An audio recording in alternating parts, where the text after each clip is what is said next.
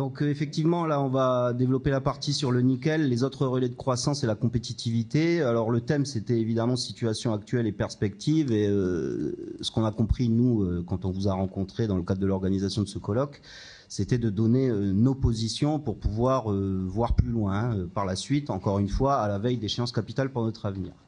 Donc en ce qui concerne le nickel pour les républicains calédoniens. Donc déjà, de la même manière que ce que je vous expliquais tout à l'heure, la position qu'on adopte à chaque fois, c'est en fonction d'éléments factuels dont on dispose, d'éléments de marché, d'éléments de conjoncture. Et à partir de ces éléments-là, on adopte, lorsqu'on se réunit au sein de notre groupe politique, on adopte une position qui est une position commune. Donc aujourd'hui, je vais rappeler rapidement, parce que je pense que chacun d'entre vous est parfaitement conscient de ce qui se passe actuellement, mais je vais rappeler rapidement quelques éléments qui vont permettre de comprendre pourquoi notre position est celle-ci. C'est qu'évidemment, aujourd'hui, plus que d'une crise, on peut parler d'une nouvelle donne imposée par la Chine sur le marché du nickel. On a donc des opérateurs chinois qui, eux, sont soutenus par leur État, qui leur fournit une énergie à bas coût avec une main-d'œuvre très qualifiée qui leur coûte pas cher, etc.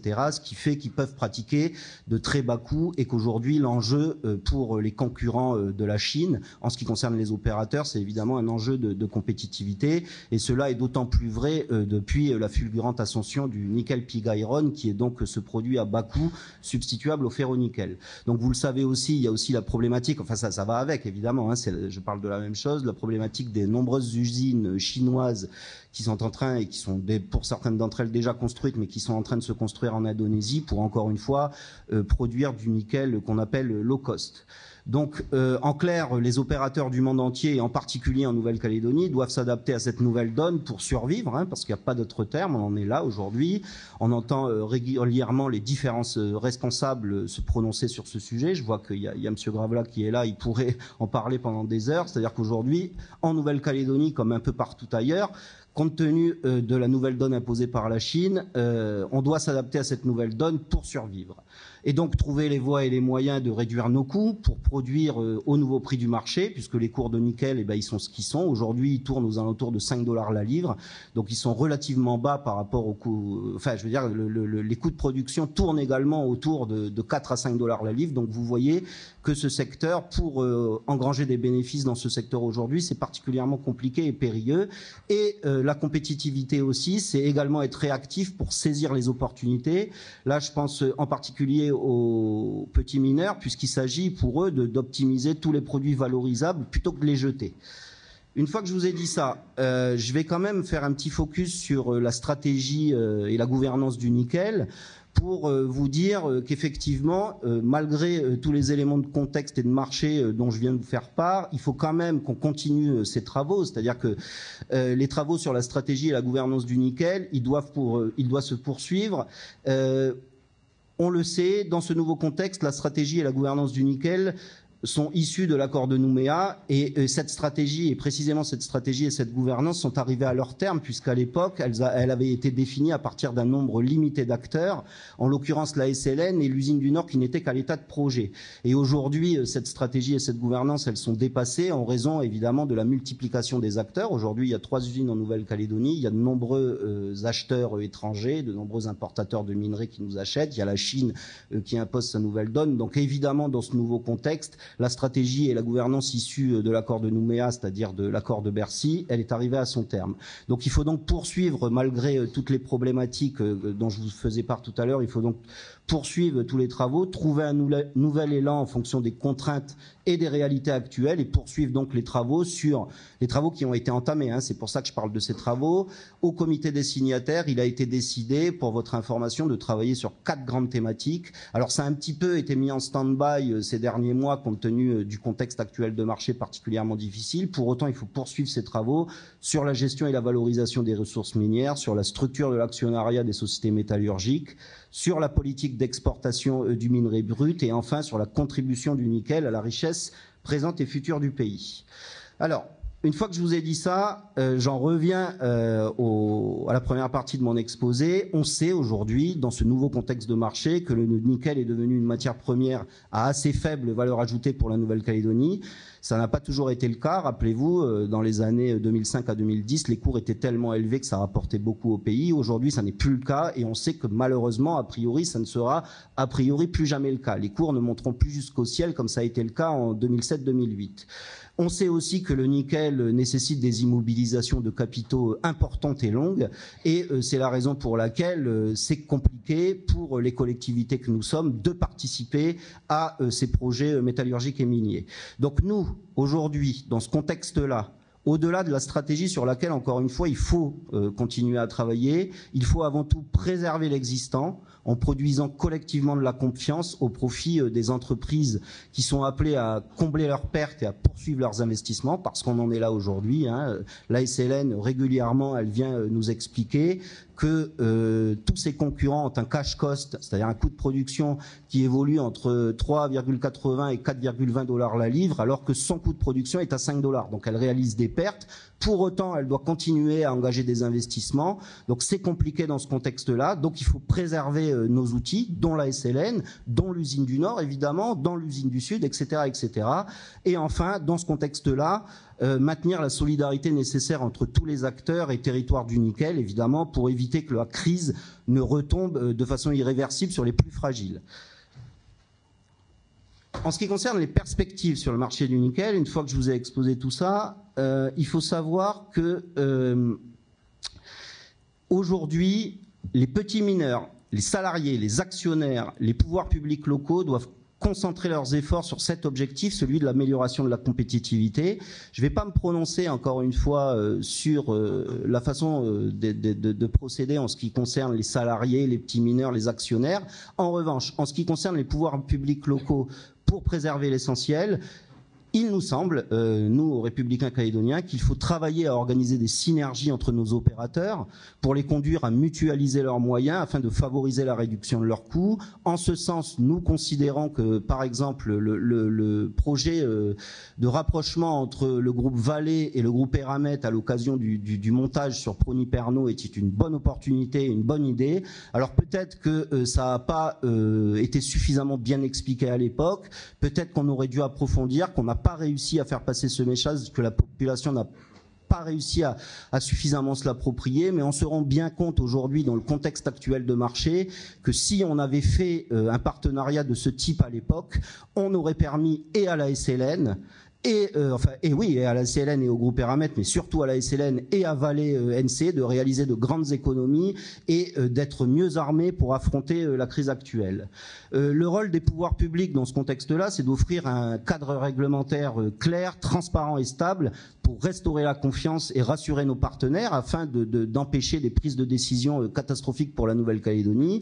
On le voit bien, des déclarations qui pourraient sembler anodines vues de chez nous ont des répercussions totalement différentes dans les sièges des multinationales qui sont quand même cotées en bourse. Donc il faut faire très attention à ce qu'on dit publiquement pour restaurer la confiance et faire en sorte qu'ils ne partent pas du jour au lendemain, parce qu'on le voit bien aujourd'hui que ça peut être possible avec un groupe comme le groupe Vallée. Et il faut véritablement faire très très attention, parce que ce sont quand même des milliers d'emplois pour de nombreuses familles calédoniennes qui sont en jeu. Et enfin, il faut améliorer la gouvernance de la décision et poursuivre un objectif de simplification administrative pour plus de lisibilité. Là, je pense en particulier au secteur de l'extraction. On s'est rendu compte dans les différents débats il y a 2 ans de ça que quand, par exemple, il n'y avait pas de décision qui était prise sur telle ou telle demande d'autorisation d'exportation, eh ben ça valait refus. C'est-à-dire qu'à l'heure actuelle, je crois que c'est toujours le cas malheureusement, quand aucune réponse n'est apportée à telle ou telle demande d'autorisation pour exporter du minerai, ça veut dire que c'est un refus. Peut-être qu'il faudrait revoir ça, parce que autant les autorités ont parfaitement le droit et le loisir de refuser telle ou telle autorisation, pour autant elles se doivent répondre aux opérateurs économiques pour qu'ils puissent exercer leur activité. Et enfin, dernier point important, il faut travailler évidemment à la réduction de la facture énergétique, puisque on le sait, encore une fois, le coût de l'énergie, il est 2 à 4 fois supérieur, plus cher. Il est 2 à 4 fois plus cher en Nouvelle-Calédonie par rapport aux pays concurrents. Et dans cette logique d'améliorer la compétitivité de nos opérateurs, évidemment qu'il faut travailler, et le plus rapidement possible, à réduire les coûts de la facture énergétique. Je vais essayer d'aller plus vite, parce que je pense que j'ai pas mal consommé de mon temps de parole là. Il me reste 5 minutes. Donc sur la question des autres relais de croissance et la compétitivité, on le sait, on en a longuement parlé à l'occasion de la journée d'hier. La Nouvelle-Calédonie, elle a connu une période de forte croissance économique, essentiellement grâce aux revenus du nickel et au transfert de la métropole. On sait donc que la Nouvelle-Calédonie est trop dépendante de ses ressources extérieures et qu'elle est donc fragile, surtout depuis que ses sources de revenus se sont taries, parce qu'elles ont quand même tendance à se tarir. Le nickel, c'est évident depuis la chute des cours du nickel, mais on se rend bien compte quand même, compte tenu des difficultés notamment budgétaires de la métropole, qu'on pourra peut-être pas espérer bénéficier de ces transferts conséquents pendant des décennies.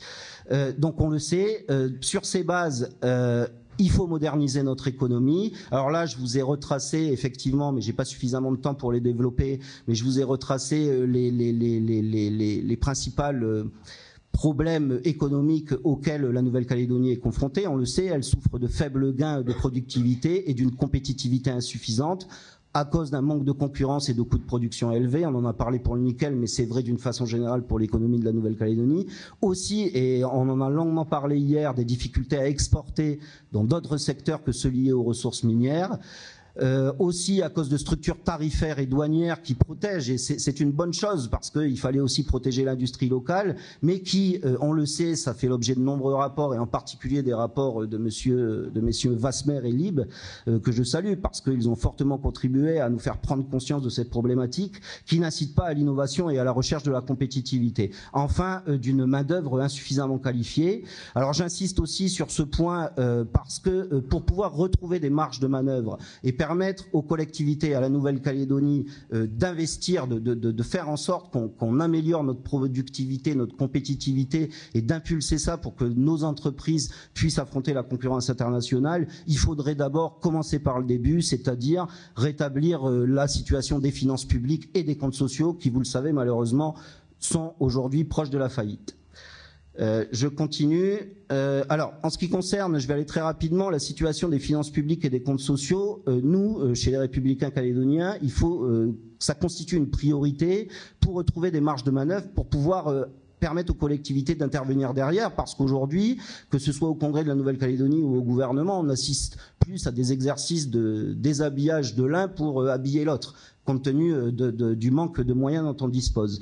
Donc pour contrer le recul des recettes fiscales, il faut jouer sur l'effet d'assiette, ça fait un certain nombre d'années qu'on le dit, pour ça fait un certain nombre d'années qu'on le dit aussi, il faut un outil fiscal à assiette large, décorrélé de l'évolution des cours du nickel, pour ça, ça existe, c'est la TVA, mais une TVA de type, du type de celle qu'on trouve en Australie, c'est-à-dire GST, ou en Nouvelle-Zélande, c'est-à-dire une TVA simple, avec un seul taux, voire deux, c'est-à-dire avec un taux zéro pour les produits de première nécessité. Et j'étais ravi hier d'entendre les différents intervenants, parce que je crois que c'est Monsieur Libre qui disait ça. Aujourd'hui, tout le monde est d'accord pour dire que la TGC telle qu'elle existe actuellement avec ses 5 taux est beaucoup trop compliquée et ne va pas forcément nous permettre de rétablir la barre. Donc nous, on y rajouterait aussi, pour rétablir la situation des comptes sociaux, parce que c'est un préalable, encore une fois, indispensable pour retrouver des marges de manœuvre, une composante sociale pour, par exemple, financer le RUAM parallèlement à la réduction des dépenses de santé. De la même manière, pour contrer les déséquilibres macroéconomiques auxquels nous sommes confrontés, il faudrait enfin passer à la vitesse supérieure et mettre en place ce fonds souverain, ce fonds pour les générations futures, pour mettre la manne du nickel de côté en période faste. On le sait, de la même manière, c'est un serpent de mer qui est pourtant indispensable pour contrer les déséquilibres macroéconomiques. Et je suis persuadé qu'il faut profiter de cette période de maigres retombées financières pour précisément le mettre en place, sans pénaliser qui que ce soit, puisqu'aujourd'hui, il n'y a pas grand-chose à retirer de la manne du nickel, puisqu'il n'y en a pas, mais ça nous permettrait de disposer du temps nécessaire pour le mettre enfin en place, puisque depuis des années et des années, on ne cesse de répéter qu'il faut le mettre en place, mais nous sommes en 2017, à 1 an de la sortie de l'accord de Nouméa, et malheureusement, il n'est toujours pas mis en place. Alors, un exemple, là, je cite un exemple qui aurait pu nous permettre de réfléchir, par exemple, et on aurait pu d'ailleurs le mettre en place depuis de nombreuses années, il n'y a pas besoin, encore une fois, de réinventer le fil à couper le beurre, il suffit d'être pragmatique et de mettre en place des choses simples. En cas de conjoncture favorable du nickel, on aurait pu abonder un fonds chaque année en reversant la part des recettes fiscales de l'année N qui dépasserait les recettes fiscales de l'année N-1, plus 5%, afin justement de limiter la hausse des dépenses publiques à 5% par an. Voilà quelque chose qui aurait pu être particulièrement simple quand les cours du nickel étaient très élevés, qu'on aurait pu faire. Ça nous aurait permis de mettre une manne financière de côté pour affronter des périodes difficiles de bas de cycle comme en ce moment. J'avance vite. En ce qui concerne sur les autres relais de croissance et la compétitivité, de la même manière, quelques perspectives, quelques pistes pour corriger les déséquilibres. Donc il faut évidemment continuer vers une ouverture progressive des secteurs à la concurrence. Encore une fois, ça a été longuement expliqué hier par une stratégie d'exportation et de baisse progressive des protections, par une politique de rémunération de la main-d'œuvre devant être le reflet des évolutions de la productivité, parce que ça, malheureusement, ça a été particulièrement bien développé par M. Wasmer dans son rapport. Pour ceux qui l'ont déjà lu et pour ceux qui ne l'ont pas lu, je vous invite à y retourner, parce que dans ce contexte-là, on ne pourra pas faire des gains de productivité tant qu'on n'aura pas une politique de rémunération de la main-d'œuvre qui est le reflet de ces évolutions de la productivité. Et enfin, par le renforcement de l'offre d'enseignement supérieur et technique, en facilitant l'entrée de compétences extérieures comme dans tous les pays de la planète. Je vais aller vite. Oui, parce que le temps est écoulé. Ouais, mais c'est des sujets très longs, Madame Riss. Ah oui, je sais bien. Donc, je vais en conclure en réalité. Donc, toutes ces nouvelles dynamiques, simplement, il faut insister sur le fait qu'il faut développer une stratégie d'exportation. Ça a été encore une fois longuement débattu hier vers le secteur primaire et le secteur industriel. À partir du moment, et c'est là où je voulais en venir, que les collectivités auront retrouvé des marges de manœuvre financières, elles pourront précisément subventionner les projets d'exportation pertinents. Et ces aides à l'exportation, par exemple, pourraient prendre la forme d'une imposition moindre des revenus tirés de l'exportation. Il faudrait également investir, continuer à investir, parce que c'est déjà le cas, mais continuer à progresser en ce sens, investir dans la recherche et l'innovation, parce qu'évidemment, on le sait, ça a fait l'objet de nombreux rapports, ce sont les clés de la compétitivité des productions calédoniennes, avec tous les secteurs qui sont concernés, dont le nickel, les biodiversités terrestres et marines, le numérique, l'agriculture, les énergies nouvelles et renouvelables, et enfin, évidemment, le tourisme. Par exemple, on pourrait ouvrir un centre de recherche appliqué sur les énergies renouvelables, stratégique pour notre indépendance énergétique, comme chacun sait, étant entendu que nous avons la chance d'héberger en Nouvelle-Calédonie des centres de recherche français de renommée internationale. J'en conclus, Madame Riss. Donc ces nouvelles dynamiques, c'est pour essayer de maintenir, de retrouver même une croissance durable, pour réduire les déséquilibres structurels de l'économie calédonienne, pour enfin engager une hausse de la productivité, de la compétitivité des entreprises en créant un environnement plus favorable, et enfin pour préparer dès à présent l'après-nickel et la côté du nickel. Je vous remercie. Merci beaucoup.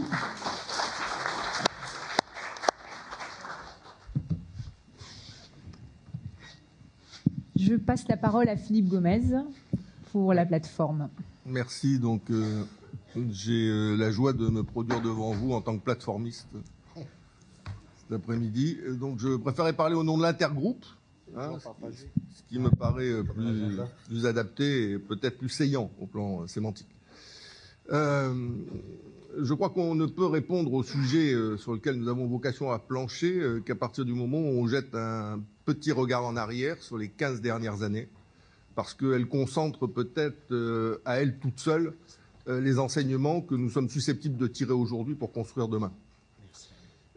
Ces 15 dernières années se découpent, comme vous le savez, en deux séquences économiques. La première, 2002-2011, la seconde, 2011 à aujourd'hui, et probablement pour quelques années encore. La première séquence est une séquence au cours de laquelle nous avons connu... Excusez-moi, vous pouvez approcher le micro? Pardon. Apparemment, on ne t'entend pas bien. La première séquence est une séquence au cours de laquelle nous avons connu un développement économique particulièrement soutenu, puisque nous sommes passés de 473 milliards de PIB à 877 en 10 ans. Quasiment un doublement de notre PIB. Nous avons augmenté de 50% le nombre d'emplois salariés déclarés à la CAFAT. Nous étions à 58 000 en 2002, nous sommes passés à 88 000 en 2011. Nous avons doublé les recettes fiscales de la Nouvelle-Calédonie en passant de 70 milliards à quasiment 170 milliards aujourd'hui.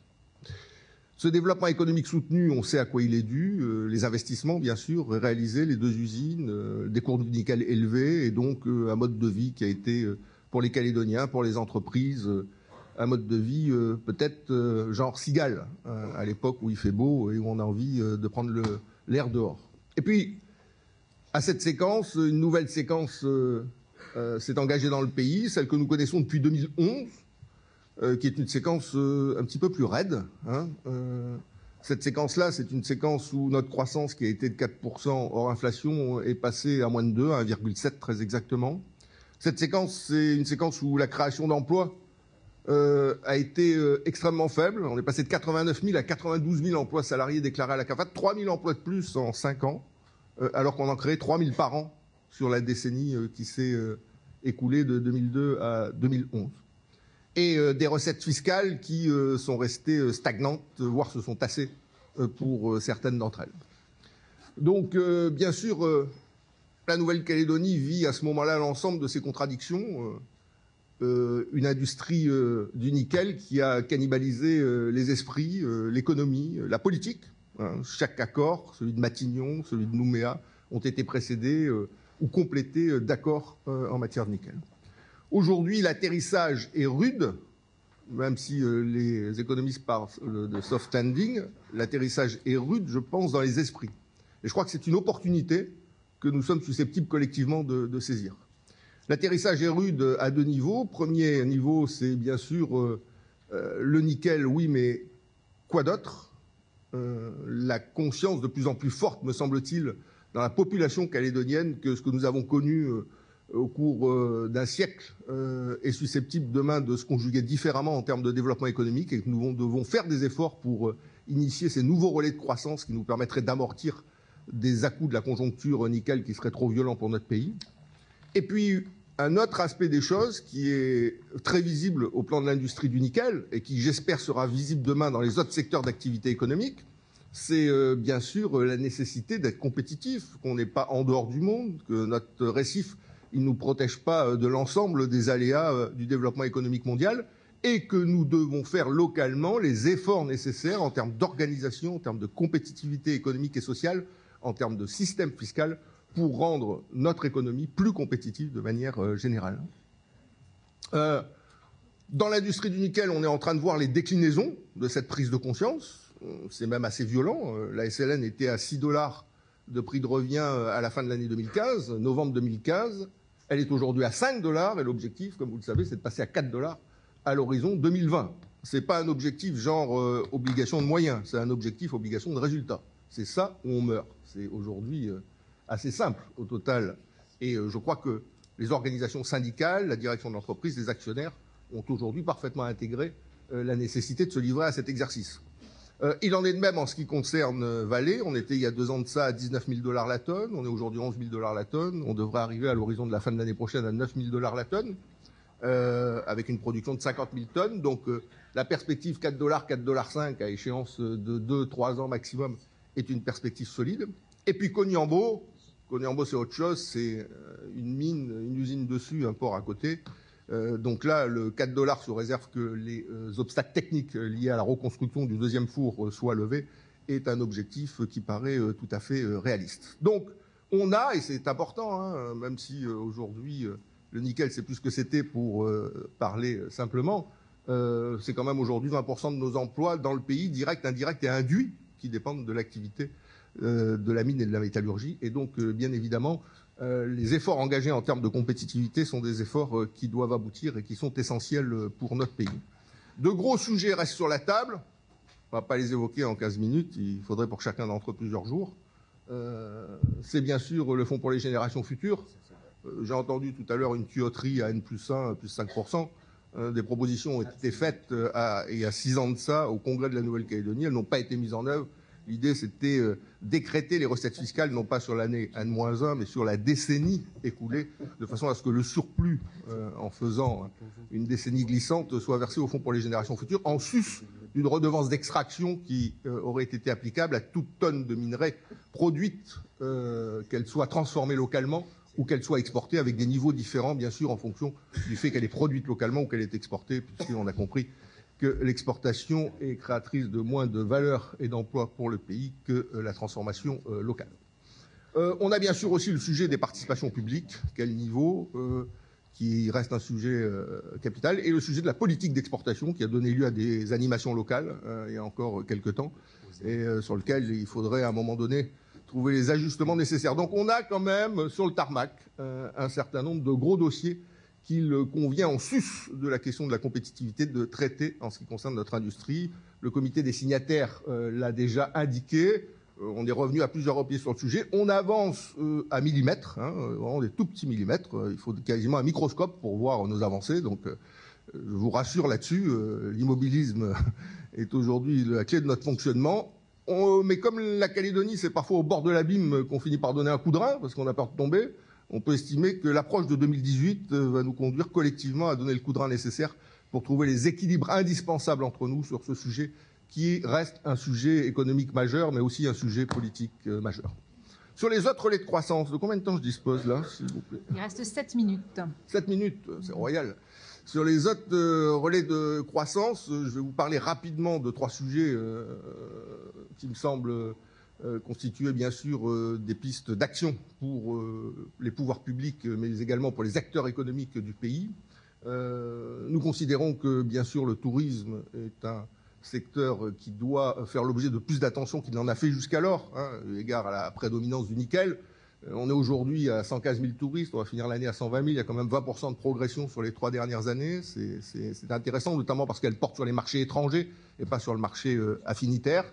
Les ateliers de tourisme ont fixé une perspective à 10 ans, passer de 120 000 à 200 000 touristes, passer de 25 milliards de chiffre d'affaires actuel à 50 milliards de chiffre d'affaires et de 5 000 emplois à 10 000 emplois. Je crois qu'on a la capacité locale, dès lors qu'on a décidé collectivement de s'engager à parvenir à ces résultats-là. Beaucoup de clés pour y parvenir, entre guillemets, de clés à mettre en œuvre, pas de clés d'hôtel. Beaucoup de clés pour y parvenir. En clés d'hôtel, c'est juste 500 clés qui sont nécessaires. Et puis, il y a l'évolution de l'hébergement aujourd'hui qui peut conduire à considérer que la clé d'hôtel n'est pas automatiquement l'alpha et l'oméga d'une politique de développement touristique. Mais parmi ces clés, j'en signale une, elle a toujours été mise à l'écart, on a tort. Pour développer une destination comme la nôtre, dont la notoriété est largement insuffisante, il faut dépenser, comme dans toute entreprise, 10% en termes de promotion, 10% du chiffre d'affaires. C'est-à-dire qu'on devrait avoir, en termes de promotion sur les marchés internationaux, dans une industrie touristique qui est hyper concurrentielle à l'échelle du monde, première industrie du monde, on devrait au moins dépenser par rapport à notre chiffre d'affaires 2,5 milliards. On en est bien loin, on dépense en toute collectivité confondue à peine un peu plus d'1 milliard. Deuxième relais de croissance important, le pays indépendant de demain que nous voulons construire, c'est un pays qui dispose de l'indépendance alimentaire. La première des souverainetés dans le monde, dans le siècle à venir, c'est l'indépendance alimentaire, qui sera beaucoup plus importante que la souveraineté liée à un siège à l'ONU. L'indépendance alimentaire, c'est un pays qui sera capable de nourrir sa population. Et là, à partir de ce moment-là, ce sera un pays extrêmement puissant. Nous avons, nous, la capacité, sur une grande terre comme la nôtre, avec la tradition qui est la nôtre, à arriver à des niveaux d'autosuffisance alimentaire significatifs. Nous sommes aujourd'hui à 15%. On dirait, mais qu'est-ce qu'on fait 15% d'autosuffisance alimentaire? La Réunion, sur un petit bout de caillou dans l'océan Indien, ils sont à 50%. Voilà. Donc, conclusion, là aussi, on a engagé un plan, le plan provincial de politique agricole, avec des objectifs précis, des moyens. Nous sommes déjà passés sur les 3-4 dernières années dans un certain nombre de filières à des chiffres intéressants. Nous avons doublé les céréales, augmenté de 30% les fruits. Beaucoup, bien sûr, reste à faire. L'une des clés de ce plan, c'est la reconquête des terres. Et là, c'est une autre révolution calédonienne à mener. On n'en est pas à une près pendant qu'on y est. Mais elle me paraît essentielle. C'est faire distinguer dans l'imaginaire collectif calédonien ce qui relève de la propriété de ce qui relève de l'exploitation. L'imaginaire collectif calédonien, c'est je suis propriétaire et j'exploite. Comment on saute ce pas générationnel? On a déposé des textes, et là c'est Calédonie Ensemble, sur le bureau du Congrès. Le premier, c'est les baux sur terre privée. Et ce texte a été adopté. Et aujourd'hui, il marche très bien, des avantages fiscaux, des garanties diverses, puisqu'on a 1000 hectares qui ont été signés au travers de 10 baux différents sur les 6 derniers mois. Et nous avons ouvert le débat, parce que bon, c'était peut-être pas considéré comme étant à nous de l'ouvrir, mais on considère qu'il faut aller de l'avant sur les baux sur terre coutumière. Je rappelle qu'aujourd'hui, notre pays, c'est d'abord 500 000 hectares de terre coutumière. Et c'est ensuite 280 000 hectares de terre privée. On ne peut pas soustraire 500 000 hectares de terre coutumière du développement du pays. On ne peut pas considérer que seul le lien culturel est un lien essentiel et que le lien économique n'a pas vocation à être valorisé. Il faut arriver à conjuguer culturel et économique et faire de ces terres coutumières des terres productives pour le développement du pays. C'est un des éléments de l'autosuffisance alimentaire, pas que de l'autosuffisance alimentaire également, qui est en question sur ce sujet-là. Transition énergétique, autre relais de croissance majeur. On importe 98% de ce dont on a besoin en matière d'énergie dans notre pays, des combustibles fossiles. Fuel, charbon, 98%, donc 80% sur le secteur de l'électricité. Alors qu'on a le soleil du pays, l'eau du pays, le vent du pays, qui peuvent demain fournir une énergie vertueuse à l'ensemble de la consommation calédonienne. Là aussi, pas qu'un discours, un schéma qui a été adopté par le Congrès de la Nouvelle-Calédonie à l'unanimité. Objectif 2030, 100% d'énergie renouvelable pour la distribution publique. Et on est en train d'exploser les compteurs. La programmation pluriannuelle des investissements qui a été adoptée est aujourd'hui complètement explosée dans le domaine du photovoltaïque. On va d'ailleurs la réviser très prochainement. Donc peut-être, c'est pas 2030, mais en 2025 qu'on aura atteint cet objectif. Et puis enfin, dernière chose, l'industrie locale. Je sais qu'elle n'a pas toujours bonne presse dans le pays, qu'elle est parfois stigmatisée politiquement. Quelle erreur, quelle erreur, quelle erreur. En France, cette erreur a été commise au cours de 10 années, au moins, de 2002 à 2012. C'était 2 gouvernements de droite d'ailleurs, et 2 présidents de droite qui se sont succédés. On est passé de 21% d'emplois industriels à 12% d'emplois industriels. Je rappelle que l'Allemagne est à 26% d'emplois industriels. Même aujourd'hui, l'Angleterre est à 15% d'emplois industriels, alors que souvent elle est présentée comme étant totalement décalée sur le sujet. Donc oui, l'industrie sur un pays, dans un pays, ça a du sens. Et il faut que dans notre pays, on arrive à trouver le chemin qui permette de conjuguer intérêt du consommateur et industrie locale, aussi bien en termes de qualité qu'en termes de prix. Ce chemin existe, certaines entreprises l'ont déjà largement emprunté. Il faut, à mon avis, là aussi, faire évoluer la mentalité. Tout ce qu'on produira localement sera bien sûr une manne utile en termes de valeur ajoutée et d'emploi pour notre pays. Je finirai, si je peux le faire, par la compétitivité. Je suis autorisé ? Oui, tout à fait. D'accord. Il reste 2 minutes. Je finirai par la compétitivité de notre économie au sens large du terme. Les pistes sont engagées, elles existent, elles se heurtent parfois à des réticences liées à des conservatismes. Et quelle société n'a pas ces conservatismes? Les conservatismes, ils sont dans toutes les cultures et dans toutes les formations politiques. Donc, il n'y a pas de procès à l'égard des uns ou des autres, qui est fait par les propos que je vais tenir. Mais la compétitivité dans notre pays, c'est d'abord élargir la taille du marché. Il y a des actions de diplomatie économique qui ont été engagées par le gouvernement à l'égard d'un certain nombre de pays de la région, le Vanuatu, Fidji, les Salomon, la Papouasie, l'Australie, la Nouvelle-Zélande. Je crois qu'il faut les faire aboutir. Plus on aura la capacité à exporter sur des marchés qui sont proches de chez nous, mieux notre industrie et notre économie se portera. La compétitivité, c'est favoriser la concurrence. Si on veut une économie libérale, il faut qu'il y ait de la concurrence. Autrement, elle n'est pas libérale, notre économie. C'est une règle de base. Et favoriser la concurrence, c'est la loi antitrust qui a été adoptée. C'est l'autorité de la concurrence qui a failli être installée. Dernièrement, c'était la dernière marche, mais là, on s'est pris les pieds dans le tapis. On espère que d'ici la fin de l'année, chacun retrouvera son appui pour faire en sorte qu'elle soit installée. C'est indispensable dans une petite île comme la nôtre qu'on finisse pas par avoir, comme c'est déjà, hélas, le cas, 4-5 grands groupes qui contrôlent 50% de l'économie. Parce qu'à partir de ce moment-là, on aura compris que les clients calédoniens sont devenus des, comment on dit, Roch ? Des vaches à lait, voilà. Des fois, je me retourne vers Roch pour avoir la bonne formule française, les vaches à lait. Les consommateurs calédoniens sont devenus des vaches à lait. Donc, favoriser la concurrence, améliorer notre compétitivité sociale. Faut pas rêver. On a pu à un certain moment signer un certain nombre d'accords, avoir certaines organisations. La SLN, il y a 7 niveaux hiérarchiques entre la direction et l'ouvrier. Dans n'importe quelle industrie du monde, aujourd'hui, on a entre 3 et 4 niveaux. Comment réorganiser le travail? Comment annualiser le temps de travail? Comment mensualiser les heures supplémentaires? Comment pénaliser l'absentéisme? Bien sûr qu'on doit aller sur ces chemins-là pour faire en sorte demain d'avoir une économie en termes de compétitivité sociale qui soit au rendez-vous. Et puis enfin, dernière chose, système fiscal, permettre à nos entreprises de travailler dans un environnement hors taxe, c'est le sens de la TGC, à partir du moment où bien sûr elle est mise en œuvre par l'ensemble des acteurs de manière vertueuse, elle peut apporter beaucoup en termes de compétitivité à notre économie. Voilà quelques pistes sur lesquelles on a travaillé, on est engagé, on a commencé à travailler. Et j'espère qu'au total, la Nouvelle-Calédonie, à l'horizon post-2018, saura tirer le sucre de toutes ces pistes engagées, de tous ces travaux qui sont menés, de façon à ce que nous soyons dans un pays où nous créions plus d'emplois, où le développement soit devenu véritablement un développement durable et où le maximum de valeur ajoutée profite à l'ensemble des Calédoniens. Je vous remercie. Merci beaucoup. Et je passe tout de suite la parole à Louis Mapou pour l'UNI. Merci. Nickel et autres relais de croissance, j'ai envie de dire que c'est un vaste et un vieux débat. Et souvent, quand on l'évoque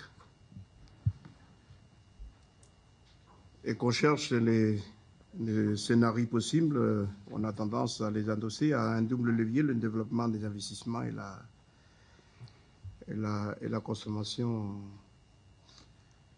des ménages. Chacun d'entre vous en maîtrise les moindres aspects. Je veux faire attention à ce que je vais dire, mais je voudrais insister davantage sur un aspect qui me semble essentiel et qui reste d'actualité, quoi qu'on en dise, parce qu'il a été finalement le levier de croissance principal de nos 10 ou nos 20 ou nos 30 dernières années que le député vient d'évoquer. C'est le rééquilibrage ou le développement des territoires internes du pays comme levier de croissance. Et au-delà de ça, comme un levier d'une possibilité de définir ensemble un contrat social ou un mieux vivre ou un vivre ensemble. Et je voudrais à ce sujet énoncer deux vérités qui sont les miennes, bien entendu.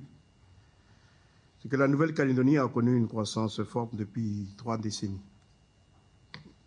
Et elle doit à l'ensemble des politiques engagées pour vaincre les déséquilibres structurels généraux posés par le système de colonisation. Je l'ai redit tout à l'heure dans ma réponse générale, en indiquant le stade où on est rendu et les responsabilités que nous devons continuer à assumer pour voir les meilleures hypothèses que nous pourrons promouvoir pour l'avenir.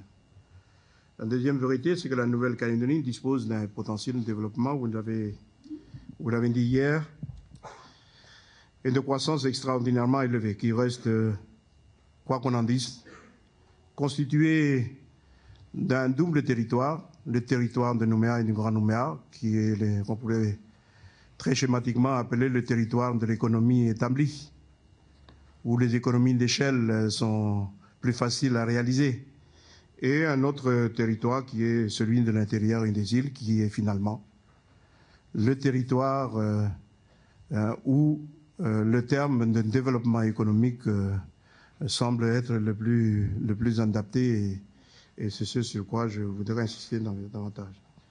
Parce que, quoi qu'on en dise, quoi qu'on énumère comme secteur d'activité qui pourrait servir de levier face au nickel, on s'aperçoit que tous les secteurs, le tourisme, les énergies renouvelables, la biodiversité, l'économie bleue, le développement et la coopération et du commerce, le vivre ensemble, sont en dehors d'une grande Nouméa.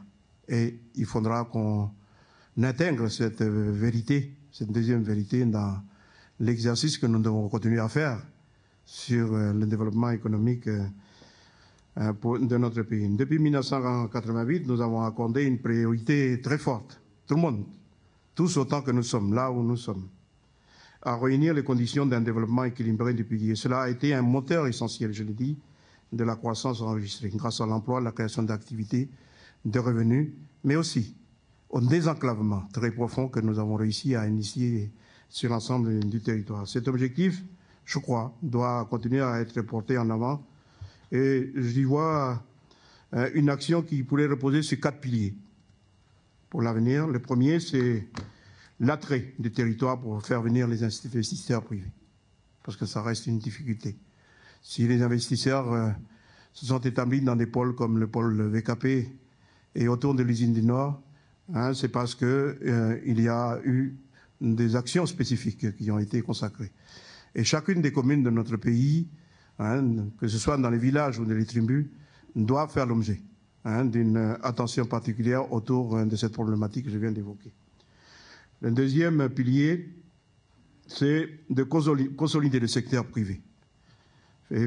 Parce que le secteur privé reste, et vous l'avez dit hier, l'un des éléments importants de ce qui caractérise notre indifférence avec les économies de la région. On a eu du mal à le mettre en place, à le faire émerger. Il faut s'attacher aujourd'hui à le consolider. Mais non seulement à le consolider, il faut faire aussi émerger les entrepreneurs locaux, parce qu'il faut soutenir la durabilité. Mais je voudrais surtout insister sur un autre aspect qui est peu évoqué souvent dans ce que nous évoquons, que j'ai déjà mentionné ce matin, c'est que nous avons besoin d'un secteur privé qui prend le relais du secteur public dans le développement de l'intérieur. Vous ne pouvez pas savoir que les difficultés qu'on rencontre lorsque nous avons à promouvoir la création d'entreprises, la création d'activités dans des secteurs qui ne sont pas habitués à la chose économique ou en tout cas au mécanisme de l'économie. Donc le secteur privé doit prendre sa place entière dans l'économie de la Nouvelle-Calédonie et doit le prendre à côté des pouvoirs publics qui doivent l'accompagner. Et finalement, l'économie mixte qui a été évoquée par Jean-Yves Ndondé hier dans son intervention sur l'économie calédonienne est peut-être la voie qu'il faut continuer à suivre, parce que quoi de plus prudent que de penser que dans un contexte comme le nôtre, lorsque nous devons faire face aux difficultés que nous connaissons, qui sont inhérentes à notre petitesse, quoi de plus normal que de penser qu'il faut un accompagnement des pouvoirs publics à côté des entreprises privées, sans faire verser forcément dans l'État-providence. Et c'est ce que j'ai noté hier. Le gros débat que les politiques devront faire, c'est sur le modèle social que nous voulons préconiser pour l'avenir. Il faut promouvoir, bien sûr, les secteurs, mais je ne rentrerai pas dans cette énumération parce que le député l'a fait, et puis c'est par cet angle qu'on approche trop souvent la question de la diversification de notre pays. Il faut définir une politique sur les grands enjeux de société. Et je crois qu'il y a deux grands enjeux qu'il faut intégrer désormais, c'est celui lié au changement climatique. Il faut que ça devienne un des leitmotifs essentiels de tout ce que nous faisons en matière d'aménagement du territoire, en matière de développement économique. Et un autre sujet, parce que ce point que je viens d'évoquer ne peut être traité dans notre petit coin. Il faut le traiter dans le cadre d'une coopération beaucoup plus large, d'une collaboration beaucoup plus large, avec la contribution des scientifiques. C'est notre accès à la région et le développement de la coopération dans le cadre des responsabilités nouvelles que nous venons d'acquérir avec notre entrée au sein du Forum des îles du Pacifique, avec notre participation au groupe Fer de Lance, et puis par bien des autres organismes. Sur les leviers de croissance, j'ai choisi de ne pas entrer par le biais du nickel, parce que c'est la voie royale et peut-être la voie qui finit par laisser penser que c'est la seule voie possible. Donc j'ai choisi de rentrer de façon transversale sur l'ensemble des grandes questions qui me semblent importantes à relever. Le premier, qui me semble être que la catégorie dans laquelle un certain nombre de défis qui peuvent constituer en même temps des relais de croissance doivent être approchés, c'est celui de la création d'infrastructures et d'un travail spécifique que nous devons faire sur la qualité. La qualité, on appelle la compétitivité, on appelle autrement, moi j'ai envie de parler de qualité, d'une exigence de qualité dans ce que nous réalisons dans notre pays, pour que la création de richesses puisse être au diapason des défis que nous devons relever aujourd'hui au XXIe siècle et à ce stade du développement. Et au premier titre de moyens auxquels nous devons faire appel pour remplir cet objectif, c'est l'innovation par la recherche. Nous avons un gros déficit dans le débat public ou en tout cas dans nos collectivités, dans la définition des politiques publiques qu'il faut amener en matière de recherche. Il y a des regroupements qui sont en cours, qui ont été effectués, mais je crois que le plus dur est devant, c'est de définir une véritable politique de recherche pour la Nouvelle-Calédonie, qui tire bien profit de l'ensemble des organismes qui existent, de la coopération que nous devons nécessairement faire, mais surtout du rôle que peut jouer l'université que nous avons créée en 1988, en lui donnant beaucoup de missions, hein, et qui arrive aujourd'hui apparemment à un stade de maturité qui pourrait lui permettre de jouer un rôle beaucoup plus important dans la matière. La compétitivité de nos entreprises, hein, je ne voudrais pas m'appesantir dessus parce que mes interlocuteurs, mes collègues en ont déjà parlé. Je voudrais simplement insister sur un point. La compétitivité d'une entreprise, il ne se mesure pas de la même manière lorsque vous êtes déjà une entreprise établie et vous avez affaire à tout un pan entier de dynamiques, d'initiatives sur lesquelles il faut promouvoir une activité économique. Il y a le dialogue social. Ça a été une difficulté pendant longtemps. On est rentré finalement dans un processus qui pourrait faire du dialogue social un moteur de la croissance. J'ai noté que la semaine prochaine, il y a des discussions entre les patrons et les syndicats. C'est intéressant. Donc, je crois qu'on est sur la bonne voie. Il faut poursuivre. Le développement des secteurs économiques d'autosuffisance des territoires et du pays. Et là, je parle volontiers de l'économie vivrière et agricole, de l'artisanat. Je note que, je voudrais rappeler à sa mémoire que Olivier Sudry a fait une étude intéressante, a essayé de modéliser à partir des études qui ont été faites par l'IAC, hein, sur ce que dégage ce qu'on peut appeler entre guillemets l'économie informelle, le potentiel que renferment, hein, les territoires de la coutume. Et c'est extraordinaire. Hein, ce qu'il arrive à démontrer qu'en jouant de plusieurs leviers, nous pouvons faire de ces territoires des véritables acteurs, hein, de développement économique et potentiellement quelque chose d'intéressant pour notre pays. Donc là, j'ai parlé du secteur coutumier, mais je voudrais aussi insister, je profite parce que les responsables sont là, tant que nous avons un système de transport global de la Nouvelle-Calédonie qui éprouve autant de difficultés, nous aurons du mal à jouer sur la compétitivité des entreprises. Le deuxième grand point, c'est intervenir sur les aspects macroéconomiques. Moi, j'ai déjà évoqué la question de la monnaie, qui reste un point sur lequel il faut qu'on travaille pour voir dans quelle mesure la monnaie peut jouer son rôle en matière de politique économique. La politique extérieure, je l'ai déjà beaucoup évoqué. La performance de la politique publique, ça c'est un défi. Hein, vous l'avez évoqué sous 3 vocables hier. Hein. L'efficience, l'efficacité, je ne sais plus, un troisième mot. Je crois que ça reste un des points essentiels.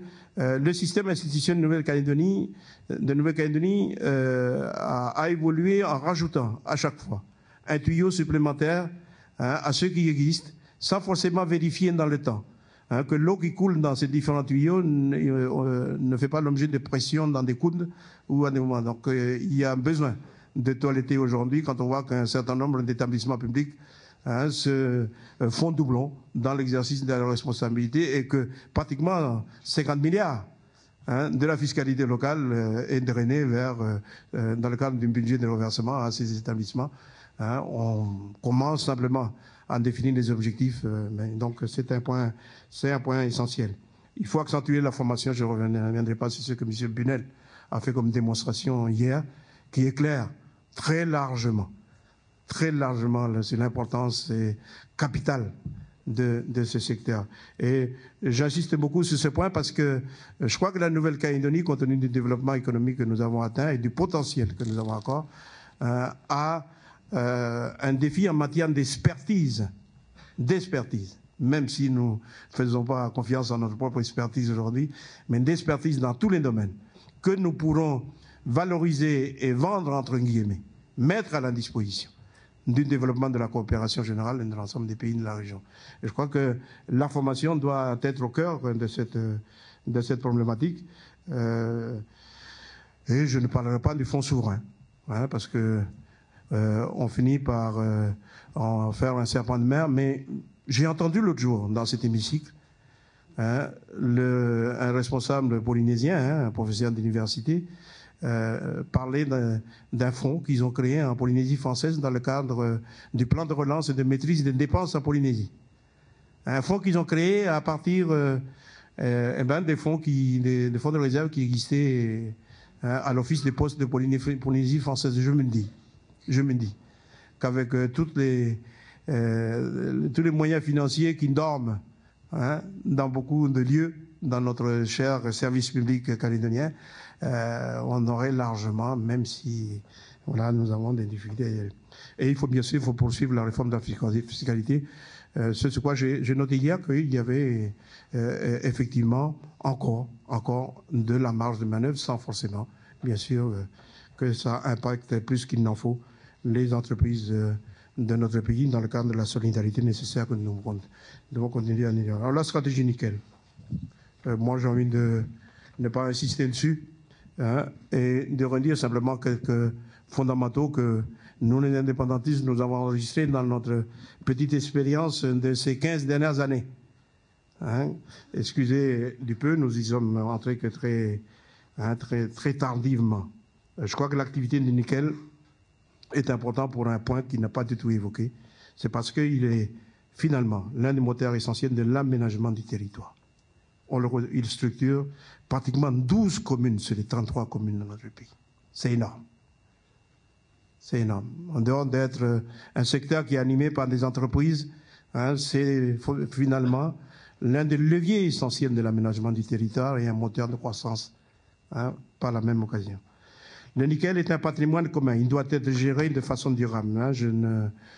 J'enfonce des portes ouvertes, mais je pense qu'on doit le consacrer, comme en 1969, je crois, hein, comme un minerai stratégique. Hein, lorsque la compétence a été retirée, hein, de la Nouvelle-Calédonie par les lois Biot, je crois, pour les ramener au niveau de l'État. Je crois qu'il faut qu'on le consacre comme un minerai stratégique, hein, compte tenu du fait que c'est un patrimoine, hein, dont les titres, hein, doivent être, à mon avis, comme l'avis des indépendantistes, contrôlés, mais avec parcimonie par les collectivités publiques, hein, pour pouvoir mieux driver l'activité minière dans notre pays. Il faut optimiser les stratégies d'exploitation de la ressource existante. Voilà. Nous avons construit l'économie du nickel dans la concurrence. Hein. Je crois qu'il faut aujourd'hui s'attacher à trouver, là je pense, pour les connaître un petit peu, que les trois grands opérateurs en matière, hein, à trouver des synergies entre eux pour travailler et nous donner un nouvel élan à l'économie minière dans notre pays. Il faut maîtriser la stratégie de développement. Et ça, c'est le rôle des collectivités, me semble-t-il, sans forcément trop empiéter, parce qu'on a besoin que l'initiative privée puisse continuer à travailler. Je crois que la philosophie de l'économie mixte peut être un bon levier, mais je pense que la détention de la majorité dans les sociétés ne doit pas être vécue comme un obstacle. Excusez-moi. Hein, mais on peut déjà commencer par réunir les trois holdings. Les trois holdings qui portent les intérêts de la Nouvelle-Calédonie. Je parle là de Sofinor et SMSP, hein, de la STCPI et de la STPSMC dans le sud. Hein. Je pense que si nous arrivons à le faire, hein, ça sera déjà un coup de rein, comme le dit le député, qu'on donnerait, hein, à l'idée que nous sommes, hein, sur une étape nouvelle dans la construction de notre économie minière, l'exploitation de nickel. Hein, effectivement, les opérateurs eux-mêmes défendent la liberté de commerce, j'en conviens, mais je crois aussi qu'on peut trouver un deal qui permet de pouvoir répondre à l'intérêt général de notre pays et son besoin de rester compétitif sur le marché et la nécessité de laisser les opérateurs. Les retombées, bien entendu. C'est la conclusion. Les retombées. Hein, c'est le dernier point sur lequel je finirai, Madame Ruiz. Les retombées sur les territoires concernés. Hein, c'est un des points cruciaux si on veut que la population réadopte la mine comme un levier de croissance pour l'avenir. Merci. Merci beaucoup. Et je passe directement la parole au groupe UC avec Roch Wamitan qui fait la présentation, le cadrage, et Jean-Raymond Postic qui fera la présentation plus technique. Merci Madame Riss. Donc pour les deux autres thématiques, je vais donc présenter on va dire le chapeau politique de cette thématique par rapport à notre projet. Donc nous arrivons à la fin du processus de l'accord de Nouméa. Et au vu de l'analyse de l'économie calédonienne actuelle, comme il a été longuement rappelé au cours de la journée d'hier, et puis bien sûr, ça fait partie aussi de nos réflexions en interne, il est maintenant urgent de trouver de nouveaux moteurs de croissance et de nouvelles stratégies afin d'en finir avec cette logique du toujours plus d'argent public.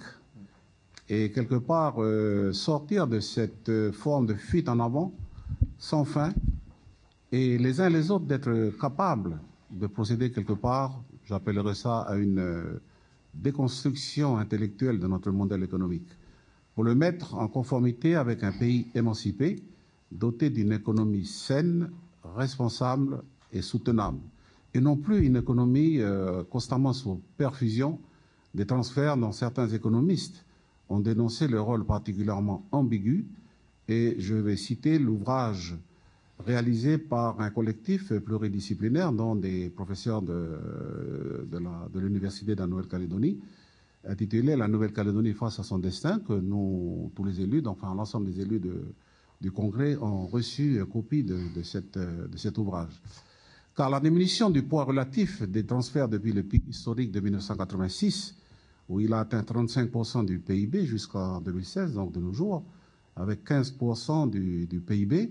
Ceci conjugué avec le processus de rééquilibrage et d'industrialisation aurait, il me semble, permis à la Nouvelle-Calédonie d'enclencher son processus de sortie du modèle d'économie assistée, induisant une croissance extensive et mobilisant toujours plus de capital public.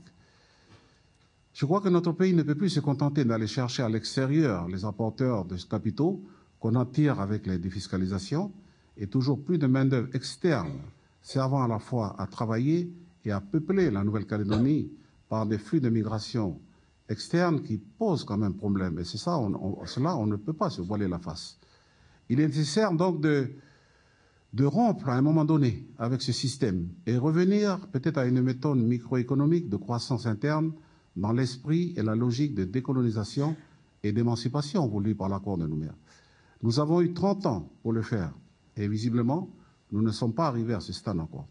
Il me semble que la crise actuelle et les données actuelles de notre économie, à 18 mois, à 15 mois du référendum d'autodétermination, eh bien, nous obligent à revisiter notre propre système économique.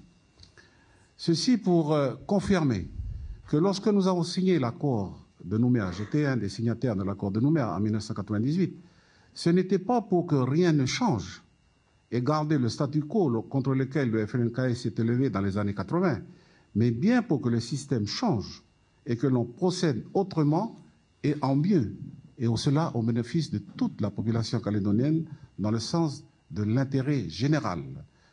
Les transferts éternels, cela n'existe pas et ils doivent avoir une fin. Et je pense qu'il est grand temps de se le dire. Peut-être il faut s'arrêter de faire durer quelque part ce que certains ont appelé le rêve calédonien à crédit de ces 30 glorieuses depuis les années 80 et revenir à l'esprit même des accords, c'est-à-dire accompagner, faire tout pour accompagner la Nouvelle-Calédonie vers sa pleine émancipation avant que la population concernée puisse s'autodéterminer. Cet accompagnement, l'État s'est engagé à le faire dans un premier temps par les transferts, mais dans un second temps, c'est avec nos propres ressources que nous devons réaliser le rêve calédonien, pas à crédit avec l'argent des autres et notamment des Français de métropole. En tout cas, vous l'aurez compris, que cette problématique des transferts constituera le nœud gordien qu'il va falloir trancher, non pas, évidemment, par une action brutale, mais par par l'âme et puis par la parole, puisque ça fait partie de notre... Ça fait partie des signes identitaires de notre pays. Voilà, et bien sûr, nous comptons sur le travail et sur l'accompagnement des experts que vous êtes, tous les professeurs ici présents de l'Université de la Nouvelle-Calédonie, et bien sûr aussi ceux qui viennent nous aider à trouver les bons éléments pour pouvoir décider dans un sens ou dans un autre. Voilà, merci. Je vais laisser la parole à Jean-Raymond Postic pour continuer. Merci.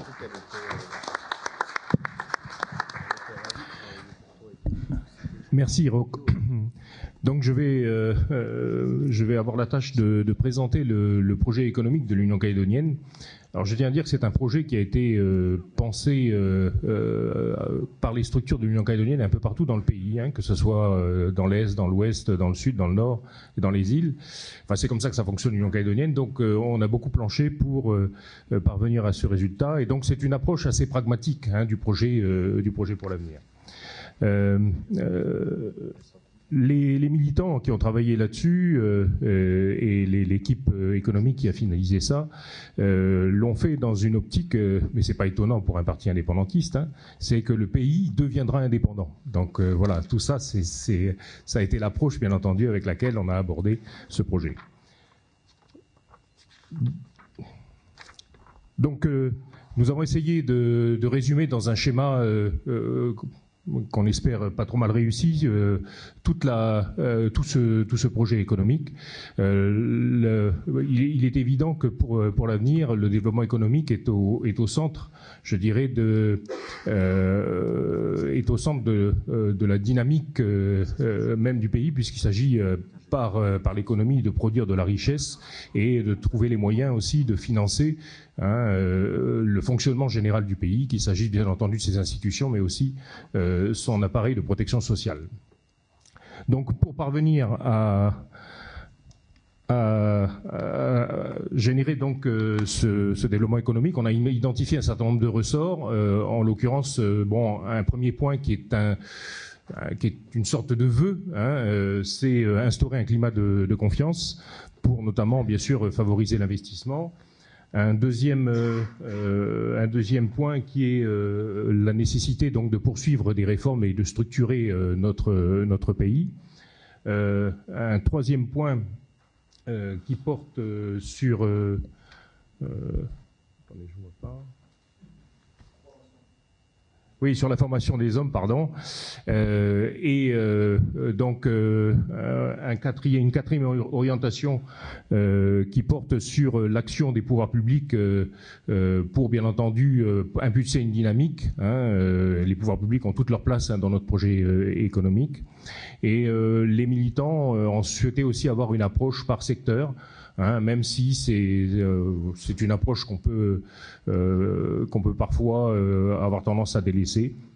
Et puis à ces 5 orientations, nous avons rajouté une cinquième qui est plus politique. C'est pour ça que nous l'avons distinguée, hein, puisque dans la perspective d'un pays indépendant, il s'agira de mettre en place des accords de coopération et puis peut-être à partir de ces accords de coopération de générer un certain nombre de financements extérieurs pour le pays. Et de l'ensemble de tous ces leviers, nous pensons pouvoir dégager les moyens d'assurer la viabilité du futur État. Donc on va essayer de passer en revue chacune de ces orientations. Alors ça ressemble à chaque fois à des fleurs, hein, c'est un peu fleuri notre présentation, mais je me cantonnerai à une présentation très succincte, hein, parce que bien entendu à chaque flèche correspond bien entendu une politique publique qui est à mener, mais on n'a pas le temps de le développer ici. Pour instaurer ce climat de confiance, hein, qu'on met en priorité, hein, dans l'action. Bon, bien sûr, instaurer les conditions d'une stabilité sociale, d'une stabilité juridique, mais aussi politique, sans commentaire. Mais au-delà de ça, il est important pour l'avenir de renforcer, je dirais, le sentiment national, hein, c'est-à-dire de développer une vraie conscience nationale qui passe d'ores et déjà, hein, c'était déjà un des objectifs de l'accord de Nouméa, par le renforcement du lien social. c'est un facteur immanquablement de stabilité pour l'avenir. Deuxième grande orientation, poursuivre les réformes et les restructurations. Un certain nombre de chantiers ont déjà été lancés, on en convient, il s'agit de poursuivre le travail. Mais dans l'ensemble, il s'agit pour nous de lever tous les handicaps et toutes les contraintes qui gênent le développement. On parle notamment des normes, c'est un sujet qui revient souvent de manière très pragmatique, où on voit bien que les normes sont parfois mal adaptées, ou en tout cas un handicap à l'activité, donc à revoir. Il y a un travail qui a déjà été commencé en matière de normes de construction, mais il faut poursuivre certainement dans le sanitaire, etc. Un manque de coordination aussi entre collectivités, donc il faut bien entendu mettre en place une politique, des schémas notamment pour améliorer la coordination entre les activités, entre les politiques provinciales notamment. Et puis bien entendu faire aussi des économies budgétaires. Parce que et être plus efficace. On a évoqué tout à l'heure la nécessité de procéder à une réforme de la fonction publique, même si ça n'a pas été dit comme ça. Il faut aussi mettre en place une politique d'aménagement plus cohérente à l'échelle du pays. On a à cet égard un gros travail qui a été largement partagé et élaboré par toutes les forces vives du pays, qui s'appelle le schéma de développement et d'aménagement NC 2025, qui pour l'instant, on peut le regretter, reste un petit peu à l'écart. Voilà, donc la réforme fiscale, je ne m'étendrai pas, on a dit pas mal de choses là-dessus. Troisième orientation, améliorer la place des hommes et des femmes dans l'économie, bien entendu. L'économie, ce ne sont pas que des machines, que des entreprises. Donc pour nous, il faut mettre en place et poursuivre tout un ensemble de politiques qui aujourd'hui visent à faire que les hommes et les femmes se sentent mieux insérés, mieux préparés au changement. Il faut aussi, bien entendu, travailler sur la question de la productivité, mais là, je crois qu'on est tous d'accord là-dessus. On a des gisements importants dans ce domaine. Et bien entendu, la question de la répartition de la richesse produite, parce que les travailleurs sont aussi des consommateurs. Quatrième orientation qui traduisent donc l'action des pouvoirs publics. Il s'agit pour nous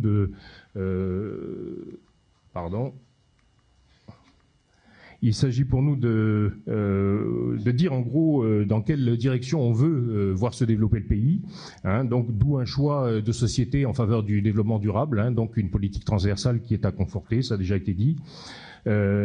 Privilégier bien sûr la valeur ajoutée produite localement. C'est nous, on parle de patriotisme économique, et le pendant de ça, c'est parvenir aussi à mettre en place une politique de substitution aux importations. Donc l'amélioration de nos productivités, j'y reviens pas. Et puis que le pays puisse se doter aussi d'un secteur de recherche et d'innovation. Nous n'en sommes aujourd'hui qu'aux prémices. Mais il y a matière à faire que le pays renforce son équipement en la matière, et surtout puisse participer au partage de la valeur ajoutée issue de cette recherche. Dernière orientation, donc une approche en secteur. Il n'y a pas de hiérarchie, simplement une vigilance. Pour nous, il y a des secteurs traditionnels qui doivent toujours faire l'objet de notre attention, parce qu'ils jouent un grand rôle en matière d'emploi et en matière de participation à la création de la richesse du PIB. C'est le bâtiment, c'est aussi le commerce, mais bien entendu, il s'agit pour nous aussi de faire un effort pour qu'on puisse développer des secteurs dont le potentiel est très important. Dont le potentiel est très important, c'est-à-dire ça a déjà été dit aussi, tout ce qui nous permettra de nous orienter vers la souveraineté alimentaire. Et à ce titre-là, je conforte ce qui a été dit par Louis Mapou sur l'économie, ce qu'on appelle traditionnelle, et qui joue un rôle très important et qu'il faut absolument conforter, en tout cas lui permettre de continuer à se développer. Ensuite, la question du secteur de l'artisanat et de la transformation, sur lesquels nous fondons effectivement beaucoup d'espoir. trajectoire, puisque on sait qu'on a un secteur très dynamique et la diversification économique passe certainement par là. Et puis d'autres secteurs à fort potentiel que sont ce qu'on appelle généralement l'économie verte et l'économie bleue. Là, je vous renvoie aux travaux de NC 2025 pour voir qu'effectivement le pays dispose de vrais potentiels en la matière. Donc sur la 6e orientation, je ne m'étendrai pas, simplement pour dire que le pays dispose d'un certain nombre d'atouts qui peuvent intéresser des pays autres, des pays tiers. Et puis bien entendu, nous pouvons aussi avoir besoin d'entretenir une relation avec ces mêmes pays, d'où la nécessité ou la probabilité d'accords de coopération. Je terminerai en faisant part donc de la conviction de tous ceux qui ont travaillé sur ce projet économique que le pays dispose de nombreux atouts. On est un pays qui est bien équipé, qui a du potentiel, l'esprit d'entreprise existe. On a vu qu'on a un certain nombre de ressources qui aujourd'hui sont quasiment inexploitées. Et donc, il nous revient en fait de valoriser tout ça pour permettre ensuite que ce pays puisse dégager davantage de valeur ajoutée et de moyens financiers et budgétaires pour s'autosuffire. Merci. Merci beaucoup. Encore une fois, merci beaucoup à tous nos intervenants d'avoir tenu le temps de parole. On va laisser la place, j'attends que le chef arrive pour me donner les instructions. On prend des questions, on va s'autoriser une quinzaine de minutes de questions, y compris les réponses. Ce que je vous propose, comme tout à l'heure, c'est qu'on regroupe toutes les questions et ensuite on demande aux différents groupes de répondre un peu d'un bloc aux questions. Et ensuite, je m'adresse à Bernard Poirine, un petit quart d'heure de questions pour préparer la synthèse. C'est bon. Bon courage.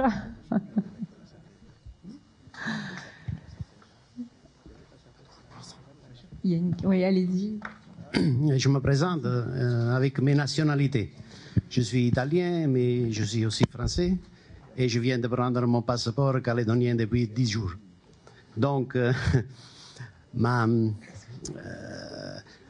je ferai une objection comme Européen et comme Calédonien aussi. Et au fait, on a dit, pendant ce très intéressant débat, que souveraineté monétaire, ça se traduit souveraineté politique. Et ça, ce n'est pas vrai. Ce n'est pas vrai parce que c'est démontré par l'euro. En Europe, il y a bien sûr la France, mais il y a l'Espagne, il y a l'Italie, il y a l'Allemagne et les autres. On a la souveraineté politique, on a la souveraineté fiscale, mais on partage l'euro. Et on partage la même politique monétaire. Donc, ce n'est pas vrai. Et de ça, je voudrais faire une autre considération, toujours avec un œil européen. Je me pose la question, même après ce qu'a dit le professeur à propos hier sur l'économétrie, non? L'attraction, je ne savais pas ça. La gravité, non? Donc, il n'y a pas eu de considération sur l'impact que être en corrélation avec le franc français, c'est différent qu'être en corrélation avec l'euro. Parce qu'être en corrélation avec l'euro, ça veut dire être en corrélation avec la France, avec l'Espagne, avec l'Allemagne, avec tous les pays d'Europe, qui, mis ensemble, c'est la première économie du monde, non? En termes de PIB.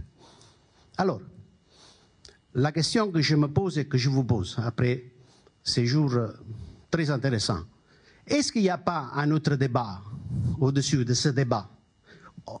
Dans le sens que, est-ce qu'il n'y a pas une question qui se pose vis-à-vis du fait de rester en Europe ou de sortir de l'Europe? C'est ça que je vous pose comme question. Merci pour votre question.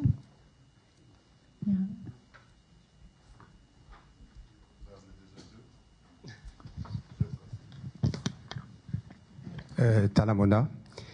Voilà, je voulais revenir sur ce qu'a dit M. Mapou tout à l'heure sur le réchauffement climatique. Ben, moi, j'ai planté 6 hectares de litchi irrigués il y a 35 ans. Et j'ai fait des belles récoltes pendant 15 ans. J'ai sorti 250 tonnes. J'ai exporté au Japon. J'ai fait partie de création d'arbres aux fruits. Et la dernière belle récolte, elle se situe en 1995. Elle a fait 42 tonnes. Et après, la production a baissé d'année en année. Aujourd'hui, si je vais faire 1 tonne, c'est beaucoup. Et moi, à 300 francs le kilo, je gagnais bien ma vie. Maintenant, on parle de la vie chère, ils sont à 1000 francs le kilo. Voilà. Et M. Mapou, c'est le seul qui a parlé du réchauffement climatique, sans compter tous les îlots qu'il y a dans le Pacifique qui vont être noyés dans 60 ans. Deuxième question, on parle de la compétitivité. Nous, on voudrait que notre bois soit au niveau de la Nouvelle-Zélande. Elle a planté en 1930, pendant la crise. Elle a mis en place 1 million d'hectares. Le bois part à 30 000 francs le mètre cube.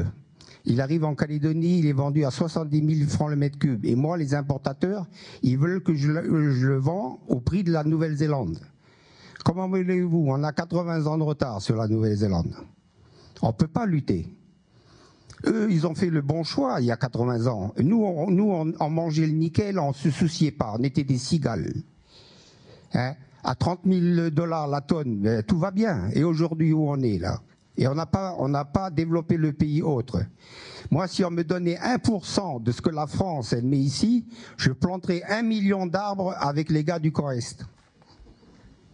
Vous voyez? Et ça rapporterait 10 fois plus.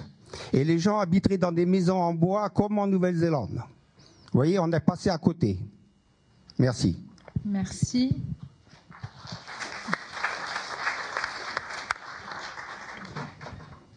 Bonjour, je m'appelle Cédric Pascal. Je suis calédonien, mais j'ai la chance aussi de travailler j'ai eu la chance de travailler dans différents grands groupes internationaux. Et ce que je retiens de ces expériences, c'est que pour ces groupes qui ont la possibilité d'aller investir n'importe où dans le monde, souvent c'est la stabilité et la confiance qui est l'élément clé pour faire ces choix d'investissement. Là, aujourd'hui, ce que j'entends, c'est Yaka, Faucon, mais à aucun moment, vous donnez des clés véritablement de dire comment vous allez instaurer la confiance pour que l'argent qui aujourd'hui finance fortement le développement en Nouvelle-Calédonie, on l'a vu au travers des exemples des projets dans le nickel, mais il y a d'autres partenaires étrangers qui viennent investir aussi dans d'autres domaines. Comment vous allez vraiment, par quels moyens vous allez leur donner l'assurance de venir investir en Nouvelle-Calédonie et de garantir un développement pour la Calédonie, parce que demain, s'il y a des troubles, si demain il y a une incertitude, les investisseurs ne viendront pas. Et dans les pays qui sont en difficulté économique, les investisseurs ne viennent pas. Et le Venezuela est un exemple. Il y a d'autres pays aussi en difficulté politique dans lesquels aujourd'hui il n'y aura aucun investissement étranger. Merci. Il y a une autre question, on s'arrête là? Ah non, il y en a... On a plusieurs.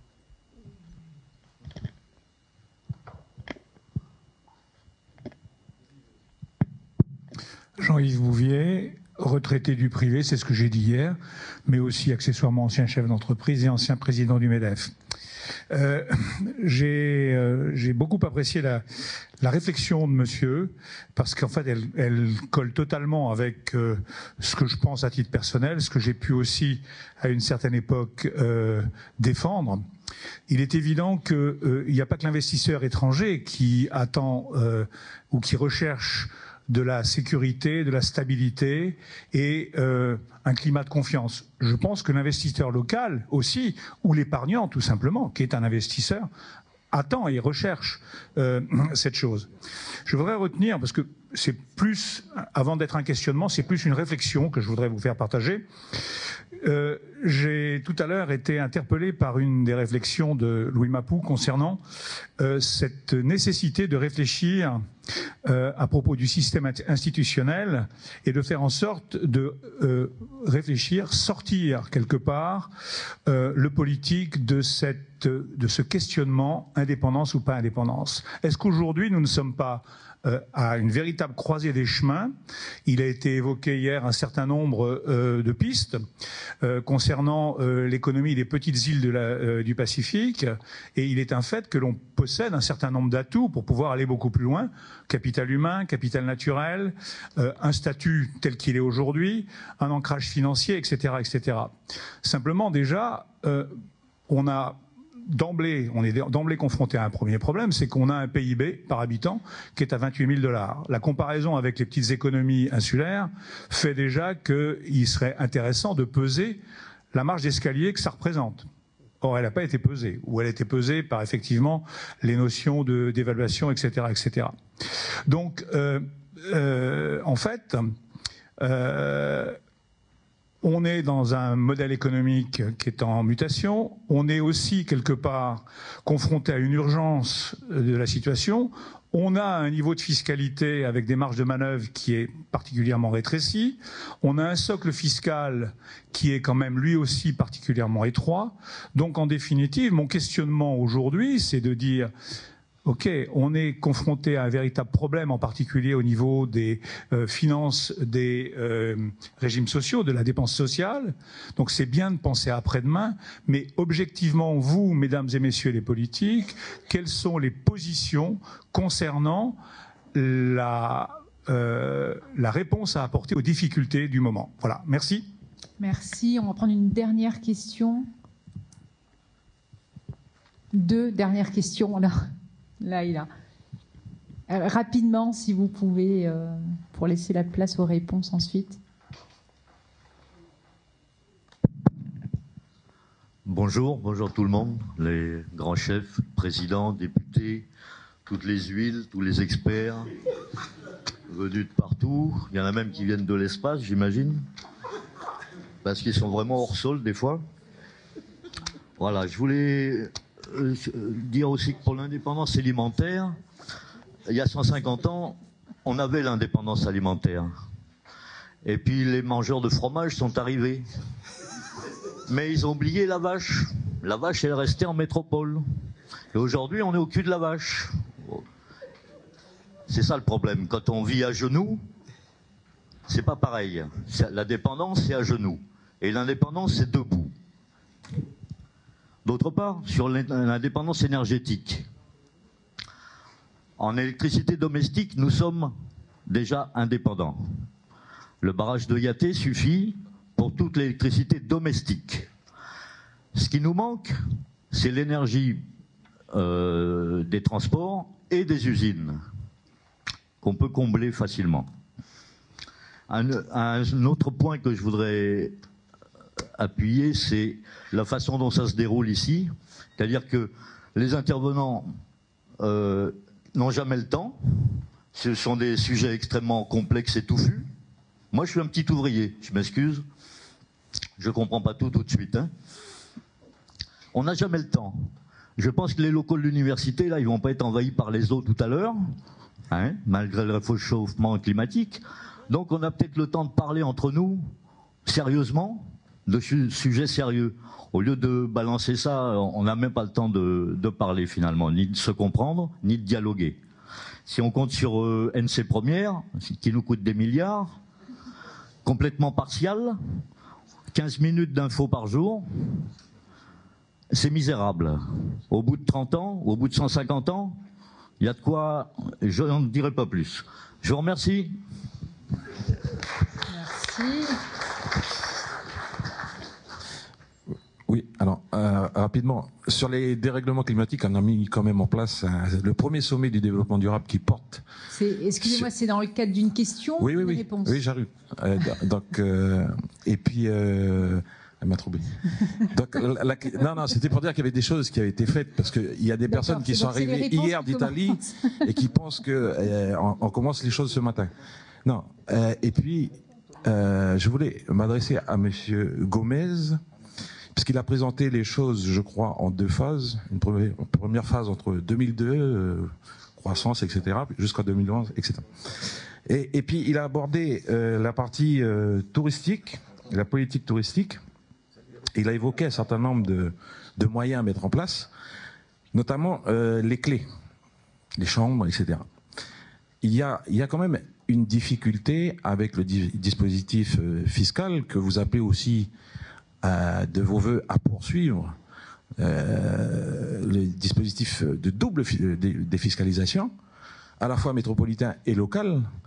Et puis, on s'aperçoit qu'au bout du bout, ces secteurs donc éligibles, notamment au niveau du touriste, quand il y a la sortie de défiscalisation, ça devient des opérations immobilières.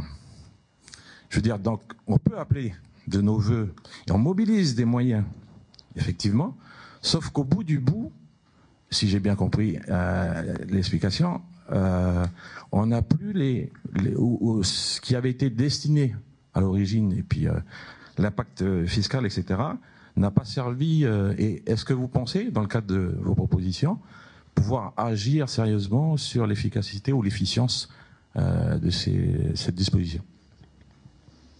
Merci pour ces questions. Donc on va procéder comme tout à l'heure. Je vais donner la parole aux différents groupes qui vont intervenir pour centraliser leurs réponses. On a commencé tout à l'heure par ma droite, on va commencer cette fois par ma gauche.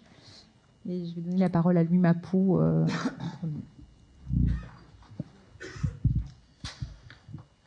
Oui, merci. Je vais d'abord répondre à Jean-Yves Bouvier. C'est quelque chose qui, j'espère, est resté constant dans mes interventions. C'est que je ramènerai plus précisément à sa question, c'est que nous avons été habitués à une période de surchauffe, hein, tout le monde en convient.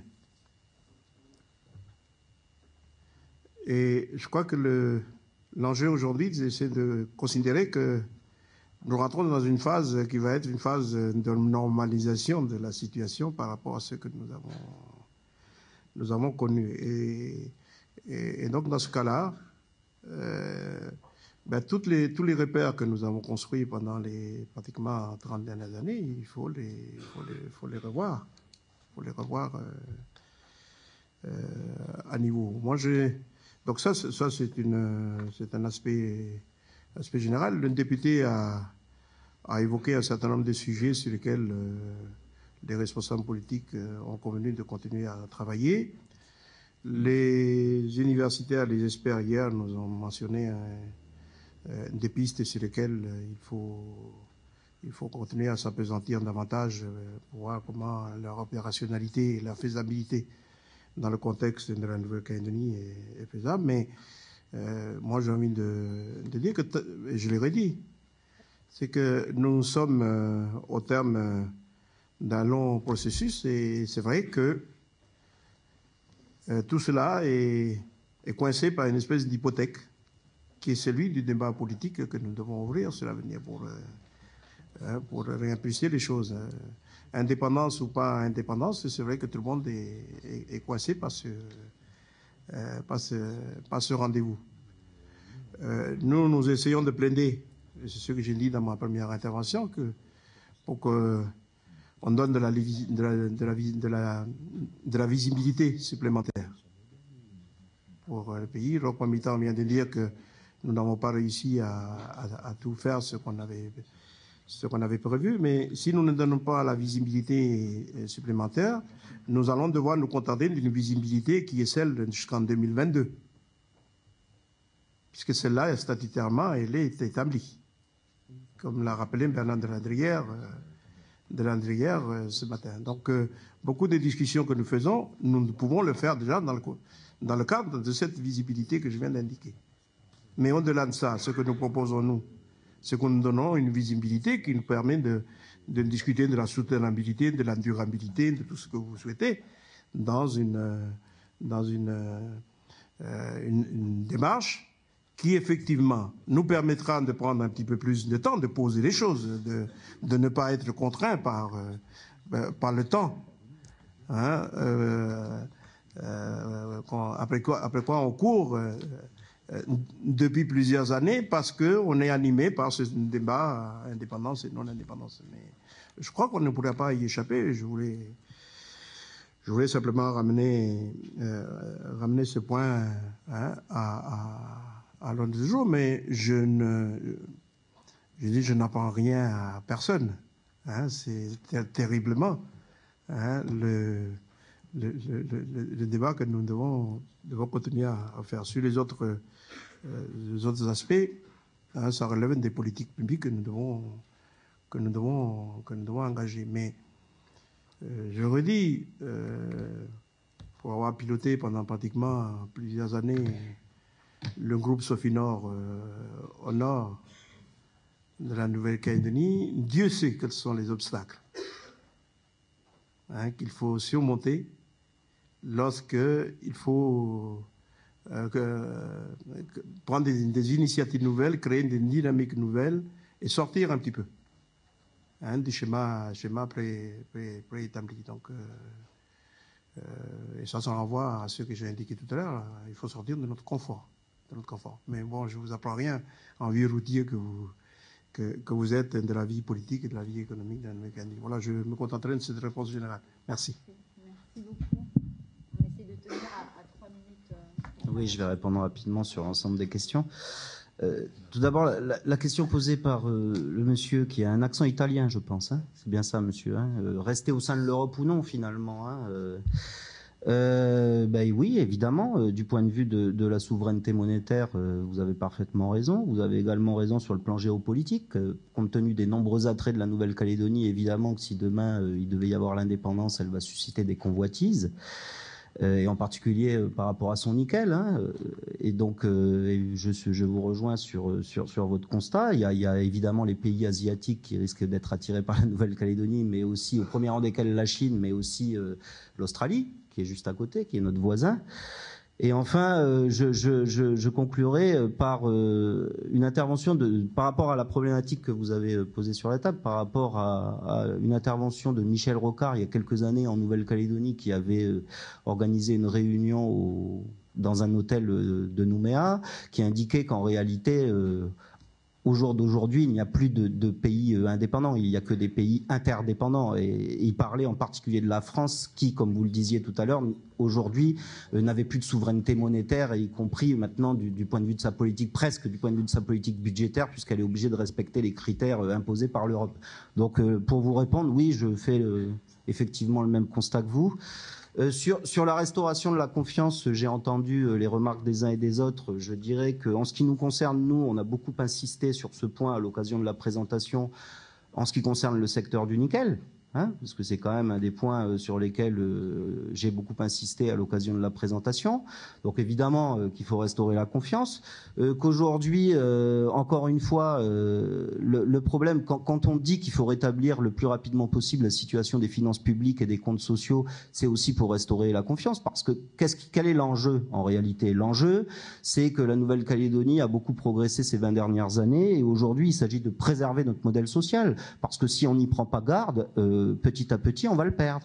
C'est ça dont on parle aujourd'hui. Il y a tout un tas de dépenses sociales en particulier qui ont été engagées ces dernières années, qui étaient nécessaires quelque part. On est d'accord là-dessus. Sauf que le problème, c'est qu'elles n'ont pas été financées.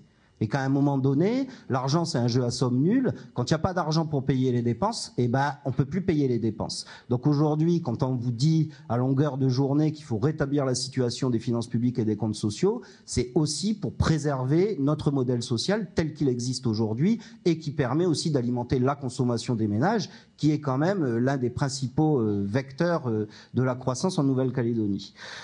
Sur les dérèglements climatiques, effectivement, Monsieur Talamouna, vous avez parfaitement raison. Simplement, je rejoindrai l'intervention du monsieur tout à l'heure. Le problème qu'on a, effectivement que c'est un sujet particulièrement important auquel il faut s'attaquer. Le problème qu'on a, le monsieur en a parlé tout à l'heure, c'est qu'on a 15 minutes, quoi. Vous avez vu le nombre de sujets qu'on a traités en 15 minutes. Alors, je m'en excuse, on n'a pas parlé du dérèglement climatique, mais effectivement, pour vous rassurer sur le sujet, c'est un sujet qu'il faut évidemment aborder et qui fait l'objet quand même de différents travaux, en particulier au sein du gouvernement et puis aussi à l'échelle internationale, puisqu'aujourd'hui, ça reste quand même l'une des problématiques majeures. Alors, je crois que j'ai rien oublié. Sur le rétablissement de la confiance quand même, je dirais qu'aujourd'hui, il faut placer l'emploi des Calédoniens au cœur des priorités, au cœur des politiques publiques et procéder pendant cette période difficile à des simplifications administratives pour permettre, et là je ne parle pas forcément des entreprises du nickel, je parle des opérateurs locaux. Aujourd'hui, il faut leur redonner de l'air dans cette période difficile pour qu'elles puissent continuer à investir ou alors qu'elles puissent maintenir les emplois qui travaillent au sein de leur structure, parce que si on n'y prend pas garde, le chômage il est en train d'augmenter à la vitesse grand V, et que derrière, avec toutes ces complications qui ont été mises en œuvre ces dernières années pour des raisons politiques, parce qu'encore une fois, les manifestations contre la vie chère, c'était une réalité. La vie chère, c'est une réalité en Nouvelle-Calédonie. Sauf qu'elles ne nous ont pas permis de fixer des priorités en ce qui concerne la mise en œuvre de politiques économiques et fiscales. Et on n'a pas commencé par le début, c'est-à-dire que finalement, on a mis en place des impôts alors qu'on était déjà rentré en période de crise. Alors qu'il aurait fallu probablement mettre ces impôts un petit peu plus tôt dans la décennie, quand les cours du nickel atteignaient les 50 000 $ la tonne entre 2004 et 2010. Donc voilà, j'en terminerai par ça. Je vous remercie. Merci. Lucie. Oui, merci, Madame Risque. Quelques éléments de réflexion par rapport aux questions qui ont été posées. Je voulais tout simplement dire, pour le premier point, c'est la question de confiance. Je crois que la confiance dans l'avenir du pays, la confiance pour les investisseurs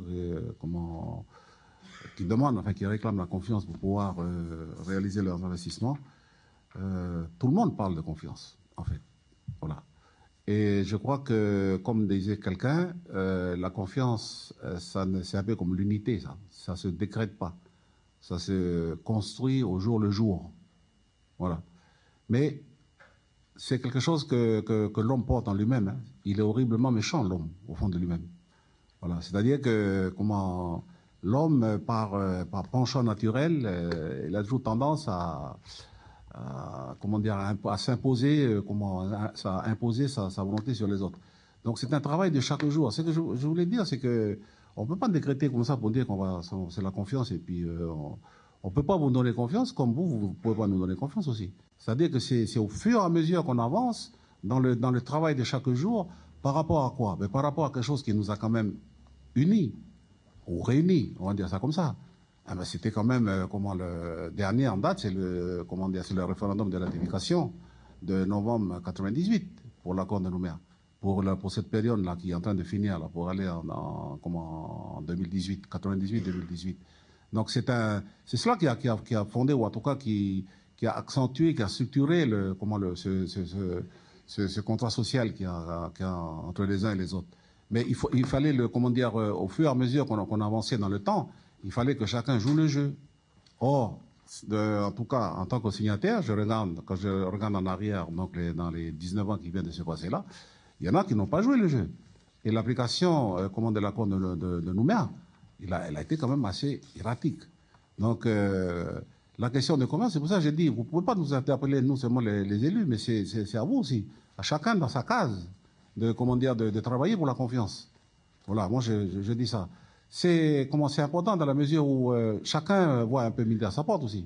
Il y a eu un groupe politique aussi qui a demandé lors des débats au Congrès, il y a quelques semaines de ça, qu'on puisse en discuter au Congrès, mais de la confiance. Mais quand ils ont précisé leur demande, c'était plus confiance à accorder aux investisseurs pour qu'ils aient confiance pour pouvoir investir. Voilà, et puis ensuite, après ça se conjugue là. Alors que nous, on demande la confiance. C'est quoi la confiance? C'est d'abord d'avoir confiance en ce que nous, les indépendantistes, nous avons réalisé depuis. Oh, ça n'a pas toujours été le cas. Depuis, Loulou Mapou, il parlait tout à l'heure de la Sophie Nord, de la province Nord, de l'usine du Nord et tout. Mais quand même, si on regarde les discours de certains dans les années qui viennent, il y en a qui ont dit que cette usine ne marchera jamais. Mais ça a été un sacré défi. C'est qui a relevé le défi finalement? Ce sont les indépendantistes. Mais c'est pas pour ça que ça a donné confiance à l'ensemble de la Calédonie. Il y a toujours, voilà, c'est pour ça que j'ai dit, c'est au cœur de l'homme ça. Ça a toujours, été quelque chose qui soit, certains ont été contre, où on affirmait haut et fort que ça ne se fera jamais, oh, ça s'est fait. Voilà. Le pari sur l'intelligence de Jean-Marie Tjibaou ou de Jacques Lafleur à l'époque, au moment où ils ont serré la main là, en 88, c'était ça aussi. C'était quelque part, c'était pas seulement pour ramener la paix, ça suffisait pas de dire, de tenir ce discours-là. C'est le faire après. C'est-à-dire c'est la concrétisation. Donc voilà, je voulais dire ça tout simplement pour dire qu'on est dans ce déroulé-là. C'est pour ça que nous, on s'arc-boute, nous les politiques, en tout cas indépendantistes, sur la fin du processus. Il faut aller jusqu'au bout du processus. Voilà. Parce qu'il y a tout un ensemble d'éléments qui constituent les fondamentaux, les piliers, du futur pays demain, qu'ils soient indépendants ou pas indépendants, mais il sera de toute façon largement autonome. Mais les éléments fondamentaux, ces piliers-là qui construisent le socle, là, sur lequel ce qui va venir après l'indépendance, après le référendum va se poser, c'est bien l'accord de Nouméa. Donc ayons confiance en cet accord de Nouméa, mais pour aller jusqu'au bout. Merci. Merci beaucoup. J'aurais voulu continuer, mais ce n'était pas possible. Non. Monsieur Gomez. Parce que si on le laisse faire à Roque, vous savez, vous ne le connaissez pas. Hein. Trois réponses de précision et puis deux sujets un peu plus généraux. En ce qui concerne ce qui relève de l'indépendance énergétique et du ratio aujourd'hui applicable en ce qui concerne les énergies renouvelables par rapport à la consommation domestique et la distribution d'électricité publique, le barrage de IAT fournit en fonction de l'hydraulicité de l'année, hein, une année n'est pas équivalente à une autre en ce qui concerne le barrage de IAT, entre 40 et 50% de la distribution publique. Le schéma de transition énergétique qui a été adopté va permettre d'installer 200 mégawatts supplémentaires d'énergie renouvelable, comme je l'ai indiqué tout à l'heure, et d'arriver à 100% à l'horizon au plus tard 2030, peut-être un peu avant, étant donné la dynamique qui s'est instaurée dans ce secteur. En ce qui concerne la défiscalisation, c'est M. Lecrin qui a abordé cette question. Il a raison, il y a un certain nombre d'opérations qui ont clairement conduit à ce que de l'argent public, des impôts locaux ou métropolitains, ou les deux, mon capitaine, soient utilisés à des fins qui, au départ, ont l'air d'un hôtel, et puis à la fin se transforment en propriété immobilière.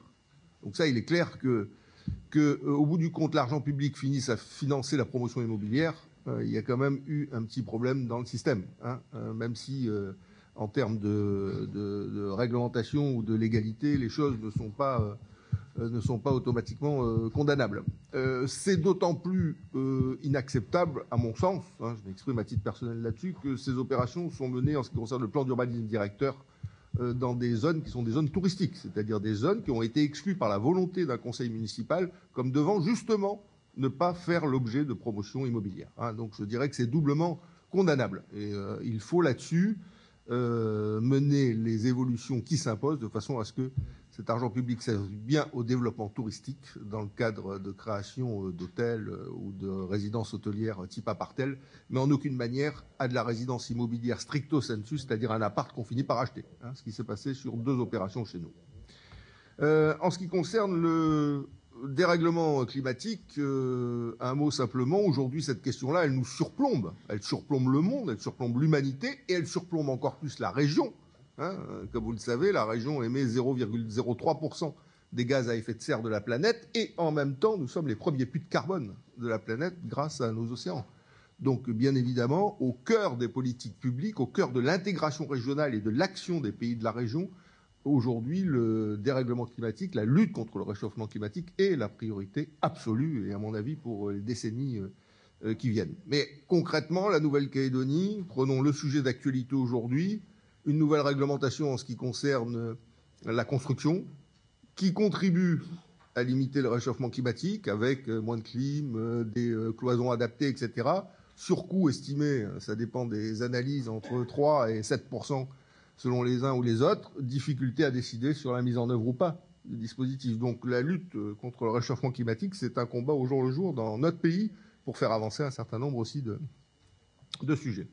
De manière plus générale, sur 2 sujets qui ont été abordés, celui de monsieur originaire d'Italie et calédonien d'adoption désormais, si j'ai bien compris. Vous avez parlé d'un passeport calédonien, monsieur. Oui, d'accord. Donc là, à mon avis, alors Roque a tressailli à ce moment-là, se disant peut-être On est passé à Kanaki sans m'en parler, donc il était extrêmement surpris. Je tiens à vous rassurer, monsieur, il n'y a pas de passeport calédonien puisque le référendum n'a pas lieu et une majorité s'est pas exprimée pour l'indépendance. Donc, conclusion, le passeport que vous avez obtenu, c'est un passeport européen, c'est un passeport français, mais c'est pas un passeport calédonien. Hein, voilà. Mais enfin, je suis très heureux pour vous que vous ayez la nationalité française. Et vous savez, beaucoup de gens dans le monde, des millions, courent pour essayer de l'obtenir, cette nationalité française. On en a les images tous les soirs à la télé, donc elle doit avoir une petite valeur quand même, quelque part. Sur la souveraineté, le sujet que vous avez évoqué, c'est la monnaie, c'est la souveraineté, mais non, la preuve, l'Europe, chaque État n'a plus sa monnaie, et donc c'est plus un élément de la souveraineté. Moi, je vais dire mon sentiment, c'est pas au titre de la plateforme, là où je risquerais d'être retoqué gravement. Et donc, je le dis à titre personnel, je voudrais pas être mis à l'amende et le cas échéant faire l'objet de sanctions disciplinaires. En plus, j'ai le Politburo qui est représenté avec Bernard Deladrière, donc... Non, toute plaisanterie. Moi, la manière dont je ressens, pour être depuis une trentaine d'années maintenant en responsabilités diverses dans les institutions, la manière dont je ressens, et en politique, la manière dont je ressens la demande du FLNKS, l'attente du FLNKS, c'est que cette souveraineté-là, elle soit confiée au pays. Après le pays, monnaie, panier de monnaie, pays pacifiste auquel aspire Rockwamitan, ou pays qui garde une armée histoire de se protéger. On voit avec les Blue Bots, c'est pas inutile quand même d'avoir quelques éléments militaires pour nous protéger, notamment de la marine. La question, c'est comment on passe d'une souveraineté subie à une souveraineté consentie. Le sujet est là aujourd'hui, au-delà des modalités de mise en œuvre des compétences régaliennes. Franchement, un petit pays comme le nôtre, exercer des compétences régaliennes, en même temps qu'on le dit, on sait qu'on n'est pas raisonnable au XXIe siècle de dire des choses comme ça. La question, c'est comment on fait en sorte que ces pouvoirs régaliens soient exercés avec notre consentement, et le cas échéant, avec notre association. Mais la question de la souveraineté, elle passe par une étape. La souveraineté du pays, elle passe par une étape. C'est la souveraineté qui est conférée au peuple calédonien. Aujourd'hui, c'est le peuple calédonien qui est souverain. Ce peuple calédonien qui est souverain, on me met un petit panneau avec un point à l'envers. Ça veut dire quoi? Ça veut dire c'est un point d'interrogation et 0 minute. C'est 0 minute. La souveraineté aujourd'hui, je finis. La souveraineté, j'aurais voulu parler de la confiance, j'en parlerai pas. La souveraineté, pour répondre à Jean-Yves, la souveraineté, c'est celle du peuple calédonien. C'est lui aujourd'hui. Nous sommes aujourd'hui détenteurs de la souveraineté. Nous sommes les seuls sur le territoire de la République à avoir ce pouvoir-là. Aucun autre territoire, même pas la Polynésie, n'en dispose. Et c'est à nous de décider quel avenir nous devons trouver ensemble. Et si on veut que 2018 ne soit pas un mur sur lequel on se fracasse le crâne les uns et les autres, mais un obstacle qu'on franchit tout en continuant à construire le destin commun, il faudra qu'on continue à dialoguer entre nous de façon à trouver les points d'équilibre nécessaires qui nous permettront de continuer le chemin du peuple calédonien, un chemin parsemé d'obstacles.